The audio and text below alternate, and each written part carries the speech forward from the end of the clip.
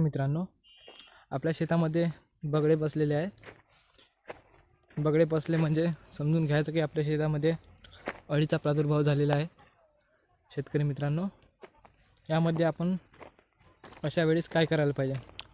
समजा तुमचं जे काही चणा आहे तो समजा जर फुलधारणेवर आला असेल, कमीत कमी 20% जर फुलधारणा झाली असेल तर शेतकरी मित्रांनो तुम्ही अळीनाशक मारू शकता. जर का तुमच्या चण्यामध्ये फुलं आलेले नसेल तर शेतकरी मित्रांनो तुम्ही 4-5 दिवस तुमची फवारणी लेट जरी झाली तरी काही हरकत नाही, कारण की शेतकरी मित्रांनो बगडे बसले तर जे काही अळ्या असते ते आपल्या चण्याचा डिरा खोडून टाकतात.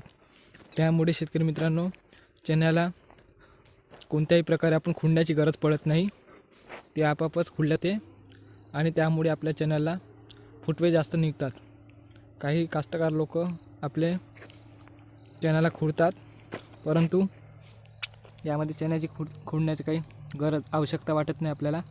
आणि बघा शेतकरी मित्रांनो, चणा फवारून 6 दिवस झाले, एकच फवारणी झालेली आहे आणि एकदम उत्कृष्ट असा प्लॉट आलेला आहे. शेतकरी मित्रांनो, एकदम जबरदस्त असं नियोजन आहे आणि एकच फवारणी झाली आहे. आपण पाणी लावणार होतो, परंतु या प्लॉटमध्ये बघा बारीक कचरा खूप झालेला आहे अशा प्रकारचा. यामुळे याला अजून एखादी डवरणी बसेल.